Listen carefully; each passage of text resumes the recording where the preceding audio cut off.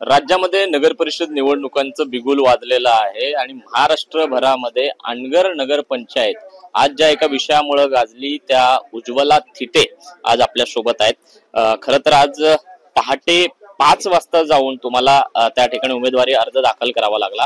नेमका कोणकोणत्या अडथळ्यांना तुम्हाला सामोरं जावं लागलं? मागच्या 2-3 दिवसापासून तुम्ही फेसबुक लाईव्ह येत आहात, तुमचा कोणी पाठलाग करत असेल त्यांच्या समोर जाऊन तुम्ही भिडत आहात। नेमकं कुठल्या कुठल्या अडचणींना तुम्हाला सामोरं जावं लागलं आणि कशा पद्धतीनं हा फॉर्म भरला गेलाय तुमचा, काय वाटतंय?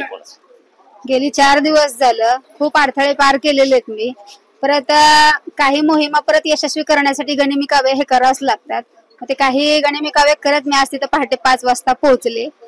त्यामध्ये मोहोळ पोलिसांचं खूप सहकार्य मला मिळालं। मोहोळचे PI हेमंत शेंडगे सर, मी तिथं प्रथमतः गेले पहाटे 5 वाजता माझ्या मुलासहित। मी ते धाडस दाखवलं कारण मला माहिती होतं, कारण देवडी, हिवरे, वाफळे, बिटले ह्या प्रत्येक मार्गावर पोलीस ट्रॅक्टर उभा केले जात होतात आणि कितीतरी युवक प्रत्येक गाडी आलेली 4 व्हीलर गाडी अडवून बघत होतात की त्यामध्ये उज्ज्वला थिटे आणि तिचा मुलगा आहे का, कारण ते असल्यानंतर तिथंच त्यांच्यावर हल्ला करायचा असं त्यांना वरून ऑर्डर होत्या कोणाच्या, आणि त्यामुळे ते शोधत होते। हे माहिती होतं मला, पण समक्ष आपण काय ते पाहिलं नव्हतं, पण काल मला तो अनुभव आला। मी गेले असता, मी परवा दिवशी पण गेले तर तसा प्रयत्न व्हायला लागला म्हणून मी परत आले। परत मी काल गेले तर कालही तसंच झालं। देवडी पाट्यापासून आमच्या मागे जवळजवळ 12 ते 13 गाड्या लागलेल्या होत्या। मग परत आम्ही त्या आमच्या पाठीमागे पाठलाग करत असताना मी थांबवून विचारायचं म्हणलं तर मुलगा म्हणला तसं नको, कायदा आपण हातात घ्यायचं नाहीये, आपण मोहोळ पोलीस स्टेशन पहिल्यांदा गाठू। मग आम्ही मोहोळ पोलीस स्टेशनकडे वळताच ह्या गाड्या ब्रिज वरून गेल्या। 2-3 गाड्या मला दिसल्या त्या, आणि पोलिसांना मी प्रोटेक्शन मागत होते, पण ते काहीतरी तांत्रिक त्यांच्या अडचणीमुळे ते बहुतेक देऊ शकले नाहीत। मग मी तसंच पोलीस स्टेशनला गेले। मी 3 दिवस झालं प्रोटेक्शन मागते सर, आणि हा असा प्रकार होतोय, आता हे मी तुम्हाला पुराव्यासहित दाखवते म्हणून मी तशीच पळत गेले। मग तो मला फेसबुक करावा लागला कारण माझ्या जीवाचा घातपात होत होता तिथं। त्या गाडीमधून कधी कुणी मला शूट केलं गेलं असतं तर त्याचं काय मी करायचं। मी तसंच पोलीस स्टेशन गाठलं आणि मग PI सरांनी तो प्रकार पाहिला आणि आज त्यांनी पहाटेपासून मग मी 112ला कॉल केला तर त्यांनी खूप मोठी QRTची टीम आमच्या जवळ दिली, SRPची होती। भरपूर बंदोबस्तामध्ये त्यांनी आम्हाला सुरक्षितरित्या तिथं नेलं, सुरक्षितरित्या मला इथं आणलं। त्यासाठी मी त्यांची खूप खूप आभारी। खरं तर कागदपत्रांचा अडथळा तुम्हाला झालेला आहे अशा पद्धतीनं तुम्ही म्हणाला आहात। अर्ज वैध ठरण्याची शक्यता किती प्रमाणात वाटते? नाही, शक्यता तर तशी खूप कमी आहे।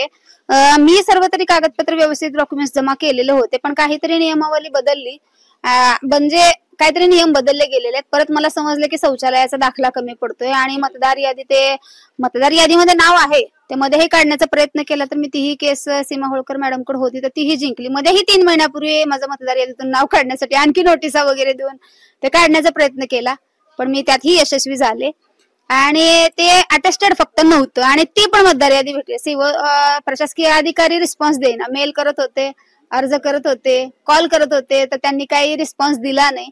मग मी परत मला सोलापूरचे कलेक्टर साहेब कुमार आशीर्वाद साहेब यांच्याशी कॉन्टॅक्ट करावं लागला आणि निवडणूक आयोग मी मेल केला की अशी मला कागदांची पूर्तता केली जात नाहीये, मी सर्व दाखले वगैरे मी सगळं त्यांची शुल्क वगैरे मी भरलेलं आहे। मग त्यांनी आशीर्वाद साहेबांनी स्वतः लक्ष घातलं आणि प्रशासकीय अधिकाऱ्यांनी सपोर्ट केला आणि मला सकाळ सकाळीच तिथे गेल्या CO बदर साहेब यांनी सर्व दाखले ते लगेच उपलब्ध करून दिले। खरं तर अर्ज भरण्यासाठी एवढा संघर्ष करावा लागतोय, जर उद्या अर्ज वैध ठरला तर निवडणुकीचा प्रचार कशा पद्धतीने तुम्ही करणार आहात? आता सध्या तर डिजिटल युग आहे। डिजिटल युगामध्ये आता कितीतरी माध्यम आहेत, YouTube आहे, फेसबुक आहे, Instagram आहे, व्हॉट्सअप, तुम्ही कुठल्याही द्वारे प्रचार करू शकता। पण शक्यतो तरी आता कायद्यामध्ये तरतुदी असेल, आचारसंहितेमध्ये एखाद्या जर उमेदवाराला संरक्षण प्रचाराच्या दरम्यान जर दिलं गेलं असेल, कायद्यात लिहिलं असेल, मला दिलं नक्कीच असं सर सपोर्ट केला तर मी माझ्या गावी जाईनच ना। शेवटी मी त्या गावची सून आहे, 23 वर्ष मी तिथे संसार केलाय। 2000 सालापासून 2023 सालापर्यंत मी तिथे आहे। प्रत्येक गल्ली, वाडी, वस्ती, गल्ली बोळ सगळं मला माहितीये। माझ्या माता, बंधू, भगिनी, माझ्या जावा भावा असतील, माझे चुलते पुतणे असतील, मला ते उज्ज्वलावर अन्याय झालेला आहे, तिला आपण सहकार्य मतदानाद्वारे ते करू शकतात। आपण जर बघितलं तर हा मोठा तुमचा संघर्ष या ठिकाणी दिसतोय। काही तुमचे जे राष्ट्रीय नेते आहेत त्यांची एखादी सभा किंवा तुमचे मित्रपक्ष जे आहेत त्यांची एखादी सभा इथं घेण्याचा मानस वगैरे आहे तुमचा?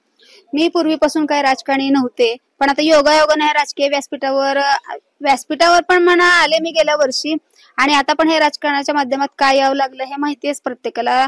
राष्ट्रवादी काँग्रेसचे राष्ट्रीय अध्यक्ष, राष्ट्रवादी काँग्रेस पार्टीचे राष्ट्रीय अध्यक्ष अजितदादा पवार, प्रदेशाध्यक्ष सुनीलजी तटकरे आणि सोलापूरचे जिल्हाध्यक्ष उमेशदादा पाटील यांना मी 4 दिवसापूर्वी मागणी केली होती एबी फॉर्मची. तसं पाहता गेलं तर मी कोणते पक्ष, मला 3-4 पक्ष माझ्या संपर्कामध्ये होते. मी तसं काँग्रेसमध्येही आज इच्छुकचा दाखल केला होता आणि त्यांनी मंजूरही केला होता आणि त्यांचा फोनही आला होता, मॅडम आम्ही एबी फॉर्म तयार केलाय, कधी न्यायला येता.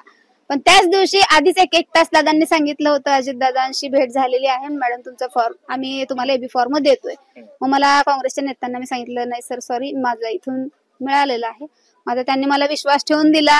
मग आता अजितदादा पवार साहेबांना आता जर हे आज त्यांनी पाहतील की एक स्त्री शक्तीमध्ये किती ताकद असते, ती तिथे गेले.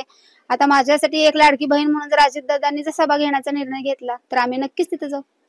खरं तर आम्ही तिथल्या महिलांशी जेव्हा संवाद साधला तेव्हा तिकडच्या महिलांनी असं म्हटलेलं आहे की तुम्ही एक जर शब्द टाकला असता तर आम्ही तिकडच्या नगरसेवक पदासाठी तुमचं नाव पुढे केलं असतं. मग ही ऑफर तुम्हाला मान्य आहे?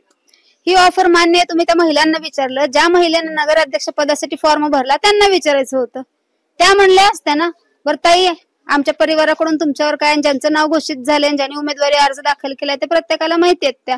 त्यांची ही बैठ घेतली असती. त्या जर म्हणल्या असतात, ताई माझ्या मोठ्या बहिणीसारखे आहात, मी 2 पाऊल मागे येते, माझं नगराध्यक्ष पद तुम्हाला घ्या, असं त्या म्हणल्या असते तर मग निश्चितच मी तिथं पटकन लगे तिथं विजय गुलाल उधळून आले असते, भाजपचे आले असते. शेवटी महायुतीतच आहे ना. आता तुम्ही गुलाल उधळून आला असता, मात्र 2 तारखेचा निकाल काय अपेक्षित आहे? काय वाटतं, अनगरची जनता तुमच्या बाजूने असेल की तुमच्या विरोधात असणार?